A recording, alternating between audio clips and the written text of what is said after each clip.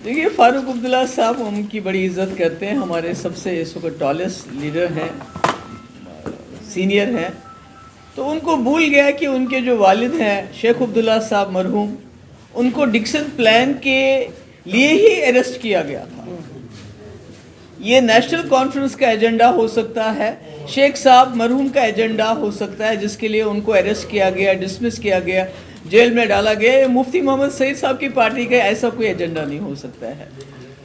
تو اس سے پہلے میں یہ کہنا چاہتی ہوں کہ جو پچھلے کچھ دنوں سے سری نگر میں جرنلسٹ کے ساتھ ہو رہا ہے، جو رپورٹس آ رہی ہیں ان کو تھانے میں بلا کے ان کو بانڈ سائن کروائے جا رہے ہیں، میں اس کی مذمت کرتی ہوں. اور میں امید کرتی تھی کہ فاروق صاحب اس کے بارے میں بات کریں گے، اس کو کنڈیم کریں گے، مگر اس کے بجائے وہ جو بات میں نے کہہ دی پیر پنچال ریجن کو لے کے اور چناب ویلی ریجن کو. آپ سبھی لوگ جانتے ہیں پیر پنچال ایک ایسا ریجن ہے، دور دراز کا علاقہ ہے، اور وہاں جب بھی ہمارے دو ملکوں کے بیچ میں تناؤ ہوتا ہے تو شیلنگ ہو، گولہ باری ہو، تو اس کو ان کا خمیازہ بھگتنا پڑتا ہے.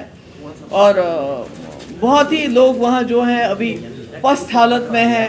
تو ان کو انتظامیہ وہاں دینا، وہاں ڈویژن ان کو دینا، ایک ڈویژنل کمشنر کا بیٹھنا، مجھے سمجھ نہیں آتا یہ کہاں سے بن گیا ڈکسن پلان. اسی طرح چناب ویلی جو انوائرمنٹلی آپ کو پتہ ہے کہ وہاں کتنا فریجائل ہے، کتنی وہاں پر جو ہے نیچرل ڈیزاسٹرز آتے ہیں، کتنے وہاں ایکسیڈنٹس ہوتے ہیں، کیا وہاں کا ماحول ہے.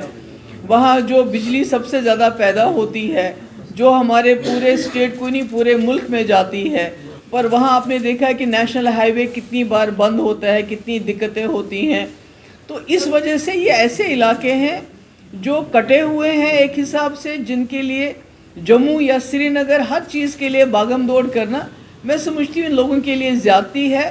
لوگوں کی ایمپاورمنٹ ہونی چاہیے. جمہوریت کی سب سے بڑی نشانی ہے کہ لوگوں کے پاس حکومت پہنچ جائے.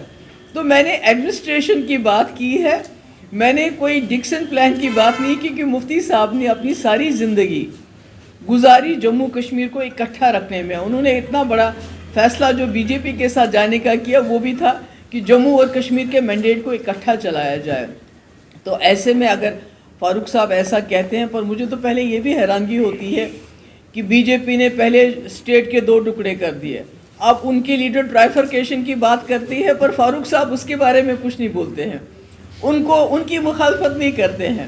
پر چونکہ محبوبہ مفتی نے کہا راجوری، پونچھ، ڈوڈا، کشتواڑ، جو بھی چناب ویلی یا پیر پنچال ویلی ہے، وہاں ان کا ایک ڈویژنل ایڈمنسٹریشن کریٹ ہونا چاہیے.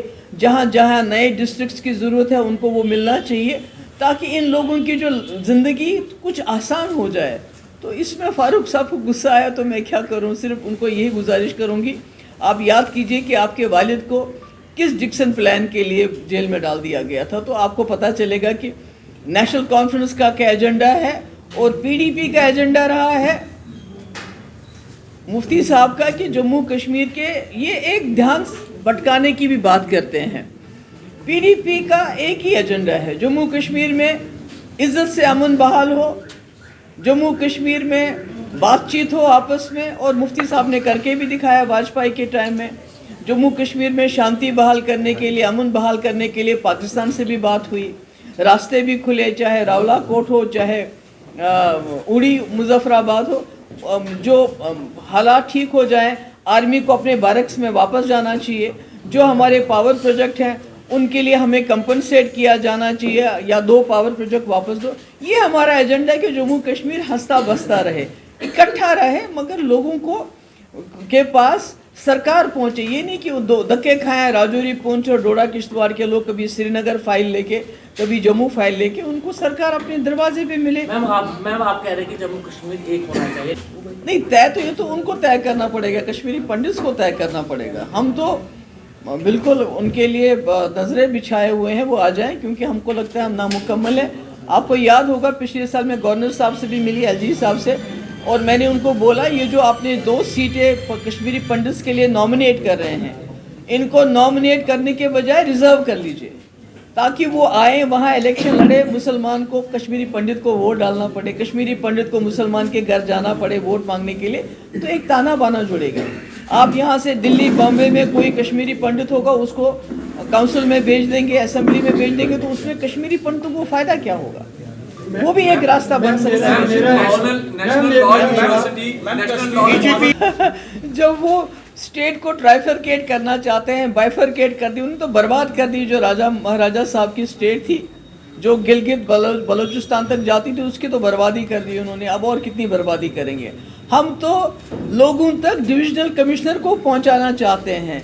हम कोई राजौरी, पुंछ या डोडा, किश्तवाड़ को उठा के कश्मीर में जम नहीं करना चाहते। वो तो उन्होंने किया, जब उन्होंने राजौरी, पुंछ को साउथ कश्मीर से मिलाया, वो तो प्लान उन्होंने शुरू किया। अगर समझे आप, डिक्सन प्लान की शुरुआत तो बीजेपी ने उस वक्त की जब उन्होंने पार्लियामेंट्री सीट को साउथ कश्मीर से जोड़ा। तो ये हमें क्या, फारूक साहब भी हमें ताना देते हैं, जबकि उनके अपने वालिद साहब इसी सिलसिले में जेल चले गए।